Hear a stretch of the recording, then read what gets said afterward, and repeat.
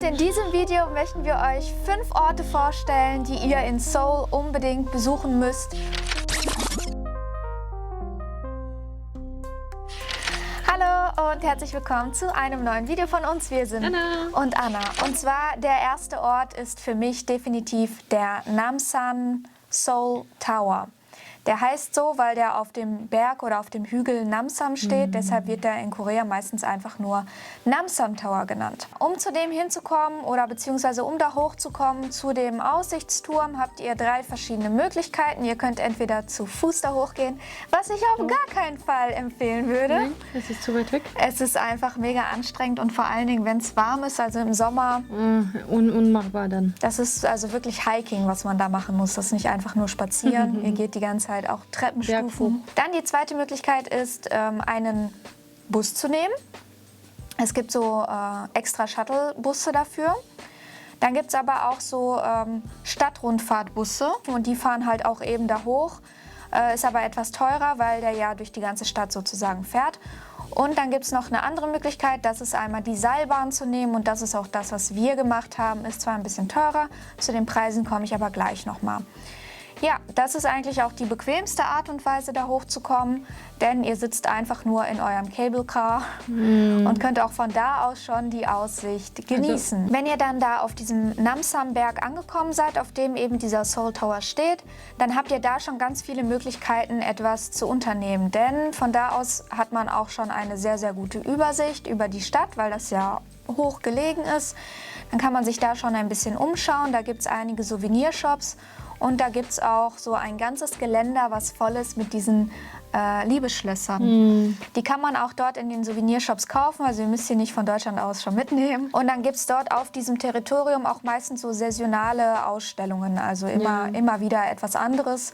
Dann gibt es dort auch ein Teddybär-Museum, da war ich jetzt persönlich nicht drin, ich habe mir das nur von außen angeschaut. Und dann natürlich der Hauptgrund, warum alle dahin gehen, ist eigentlich, um eben komplett nach oben zu fahren auf diesen Namsan Tower. Denn von dort aus habt ihr einen 360-Grad-Panoramablick über ganz Seoul. Cool. Und das ist wirklich ein Erlebnis, das würde ich allen empfehlen, denn sowas kennen wir hier in Deutschland einfach nicht. Wenn man da oben steht, denkt man, man ist irgendwie in einer anderen Welt, weil man sieht halt nur Hochhaus, Hochhaus, Hochhaus, Hochhaus. Das ist ungefähr 500 Meter hoch insgesamt, ja, weil das ja nochmal auf dem Berg drauf gebaut ist. Ach ja. Deshalb hat man da... Der Überblick ist bestimmt unglaublich. Ja. Ich blende euch ein paar Bilder ein im Verlauf, wenn ich jetzt darüber spreche, die ich dort gemacht habe, als wir da oben waren. Und ich war einfach so begeistert. Kann ich jedem empfehlen. Und auch wenn man dort vor allen Dingen abends ist, wenn das dann alles beleuchtet ist, die ganzen Lichter. Wie kommt man da überhaupt hin? Das muss ich jetzt einmal vorlesen, weil ich super schlecht bin in koreanischen Namen. Also die Haltestelle ist Myeongdong. Das ist halt dort, wo diese ganz berühmte Einkaufsstraße ist. Dort müsst ihr aussteigen. Dort fährt die U-Bahn-Linie Nummer 4. Und dann müsst ihr dort einmal den Ausgang Nummer 3 nehmen. Immer ganz wichtig, immer die Ausgänge auch immer mitnotieren, weil wenn ihr dort einen falschen Ausgang nehmt, seid ihr irgendwo komplett anders und findet nichts mehr. Von da aus müsst ihr dann ungefähr 10 bis 15 Minuten zu Fuß laufen, bis zu einer, ja, das ist jetzt keine Seilbahn, sondern so eine Schrägbahn. Also das ist auf dem Berg gebaut, sowas wie ein Zug, der halt langsam hochfährt. Und dort kommt ihr dann mit diesem Ding zu der Haltestelle von der Seilbahn. Also es ist ein bisschen kompliziert, ich habe es auch nicht am Anfang verstanden, aber ich blende euch mal eben ein Bild davon ein, wie das aussieht. Und das ist kostenlos, also das fährt euch einfach nur den Berg hoch, Liebe kostenlose damit ihr nicht ins Schwitzen kommt, weil wenn ihr wirklich die ganze Zeit da bergauf lauft, ihr seid außer Atem. Ja, dann kommen wir einmal zu den Preisen. Also ich würde allen empfehlen, die Seilbahn zu nehmen. Ja, das fand ich einfach super schön und das kostet ungefähr 7.000 Won für Erwachsene. Guckt aber auch bitte immer, ob es Studentenrabatte gibt. Deshalb Studentenausweis nicht vergessen, wenn ihr nach Korea fahrt. Wenn man hin und zurück nimmt, sind es, glaube ich, so um die 9 Euro, die man dafür mit Rabatt, bezahlt. Ja, geht ja auch. Genau, also es ist auf jeden Fall nicht teuer. Ja. Dann, wenn ihr einfach nur so einen Shuttlebus nimmt, der einfach nur von unten nach oben auf den Berg fährt, zahlt ihr 80 Cent oder so umgerechnet, also auch wie für ein normales Busticket. Und wenn ihr diese Stadtrundfahrtsbusse nehmt, das kostet ungefähr 13,50 Euro. Aber auch da gibt es bestimmt Rabatte für Studenten, also habt das immer im Überblick. euch, meiner Meinung nach ist das ein Tagesausflug. Also nehmt euch wirklich einen Tag oder mindestens einen halben Tag Zeit dafür, um das einfach genießen zu können, um nicht im Stress zu sein. Und wie gesagt, ihr könnt halt auch komplett kostenfrei dahin kommen, wenn ihr einfach zu Fuß da hochlauft und einfach nicht da hochfahrt, sondern halt nur auf dieser unteren Plattform euch befindet. Da gibt es auch super viele Sachen zu sehen. Um auf diesen Namsan Tower dann hochzufahren, das kostet 10.000 Won, sind ungefähr 7,50 Euro, also es ist wirklich nicht teuer. Das war die längste Sache, weil Anja hat es so geil gefunden. Falls ihr noch weitere Tipps haben wollt rund um eure Korea-Reise, um eure Reisevorbereitung, abonniert bitte unseren Kanal. Das ist ganz, ganz einfach und auch kostenlos für euch. Leute denken manchmal, dass das Geld kostet. Ich dachte es am Anfang auch. Es kostet nichts, es ist vollkommen gratis für euch. Einfach nur auf den roten Button abonnieren klicken. Wir werden euch übrigens auch mitteilen auf diesem Kanal, wenn die Einreise nach Korea wieder ohne Probleme möglich ist. Also bei mir sieht es anders aus. Ich bin eine Person, die wirklich die Museen mag und ich würde sehr gerne, ich habe es nicht besucht, ne, ich war noch nicht in Korea, aber ich würde so gerne dieses Museum in Seoul besuchen. Das ist der National Museum von Korea. Da wird über Korea allgemein alles erzählt, über die koreanische Kultur, die koreanische Geschichte, und dieses Museum wurde in 1945, denke ich, gegründet, sagt man gebaut. Ja. Sie haben ja verschiedene Studien gemacht in Archäologie, Kunst und so weiter. Ja, und für die Leute, die auch so viel kostenlos mögen wie ich, der Eintritt ist einfach frei.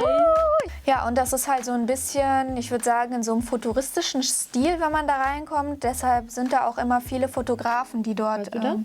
Von außen nur. Viele Fotografen, die dort so Fotoshootings veranstalten für irgendwelche Modemarken und so. Und ich habe jetzt aus so Bewertungen und so herausgelesen, dass viele total begeistert davon waren und das wirklich super fanden. Dort werden dann teilweise auch so Ausgrabungen bereitgestellt, um sich das halt anzugucken, so alte Töpfe und so aus der Joseon-Dynastie. Ja. Und ja, also ist super interessant und das auch noch kostenfrei. Und ja, ich denke, dass man dafür ungefähr so 3 Stunden einplanen sollte, um da gemütlich sich das alles anzuschauen, ohne im Stress zu sein. Die nächste Sache, die wir euch vorstellen müssen, die muss unbedingt auf eure Liste. Ich fand es so unglaublich schön da. Ich werde euch auch wieder ein paar Bilder einblenden. Das ist der Gyeongyesa-Tempel. Ja.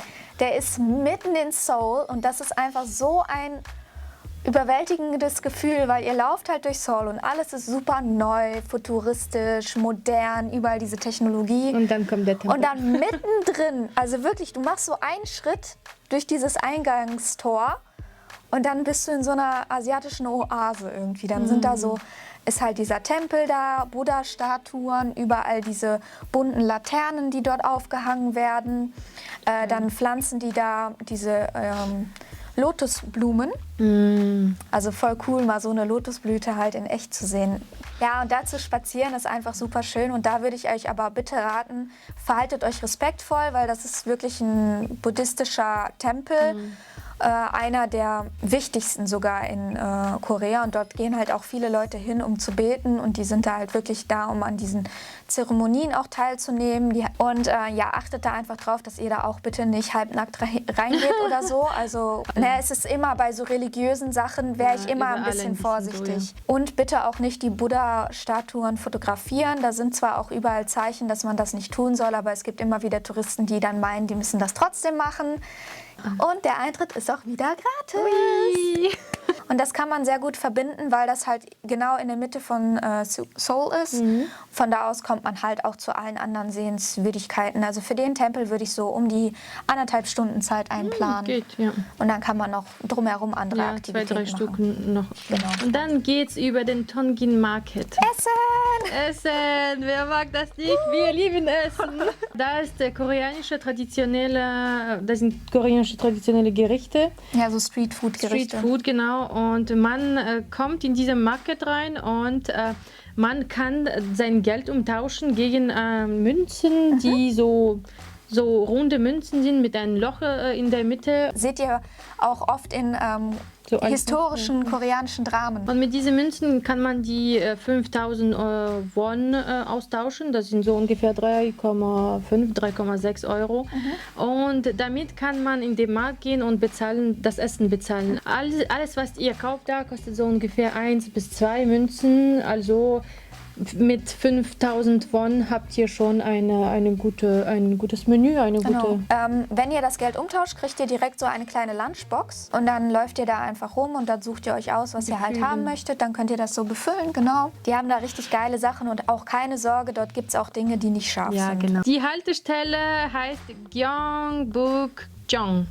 Linie 3, Ausgang 2, dann müsst ihr 5 Minuten so ungefähr zu Fuß laufen bis dahin. Genau, und dann seht ihr schon das Tor, das steht dann oben drauf, also so ein Eingangstor und oben drauf steht dann dieses Tongin Market. Genau. Und für diese Münzen tauschen, könnt ihr das zwischen 11 und 16 Uhr machen. Also seid nicht zu spät, sonst... Könnt ihr das nicht umtauschen. Genau, aber also, ihr könnt trotzdem mit normales Geld bezahlen. Ihr könnt auch mit normalem Geld bezahlen, genau. Das ist halt nur so eine Attraktion, so eine Besonderheit. Kommen wir zur letzten Sache für heute. Ja, letzte Sache für heute ist, ich lese es, weil es ist lang und schwer zu sagen, Gyeongbokgung Palace. Und das ist der Palast der strahlenden Glückseligkeit. Übersetzt so auf Deutsch. Genau. Ja, und der Palast ist einer der größten 5 Palasten, die in der Joseon-Dynastie gebaut wurden. Und da kann man einen Hanbok mieten, Fotos machen und damit spazieren gehen. Das finde ich, super geil für Touristen, weil man hat wirklich Bock, wenn man die koreanische Dramas anschaut oder die historische koreanische Dramas anschaut, sowas anzuziehen. Hast du die Erfahrung gehabt oder nicht? Aber beim nächsten Mal machen wir das auf jeden Fall. Leute, da kann man so schöne Fotos machen. Ja, und da kann man auch super schön spazieren gehen. Ich glaube, um da komplett das ganze Territorium abzulaufen, in normaler Geschwindigkeit und sich das alles anzugucken, braucht man schon so 1,5 Stunden. Oh, wow. Ja, das ist riesig. Und dort werden auch mehrmals am Tag, bitte checkt das nochmal im Internet, die genauen Uhrzeiten, so Zeremonien finden dort statt, wo dann diese Torwächter, nennt sich das, so eine Zeremonie halt oder so einen Auftritt haben sozusagen. Und das war auch super interessant. Die sind dann mit so großen Trommeln und so und haben dann so eine Schrittabfolge. War super interessant. Ich aber nicht von Korea, okay, ja. Alles auch gratis, kostet nichts. Und ihr könnt dann später auch mit diesen Leuten, die dann halt diese Verkleidung anhaben, Fotos machen. Das waren unsere Empfehlungen für die Orte, die ihr unbedingt in Seoul besuchen solltet. Falls euch das Video gefallen hat, wären wir euch dankbar, wenn ihr uns ein Like gebt. Falls ihr irgendwelche Fragen habt, bitte unten einfach eure Frage reinschreiben. Wir antworten da auf alle Fälle drauf. Wir geben uns Mühe, allen zu antworten. Dankeschön fürs Anschauen. Danke, bye. Das Video ist einfach nur ein einziges Outtake. Falls euch das Video gefallen hat,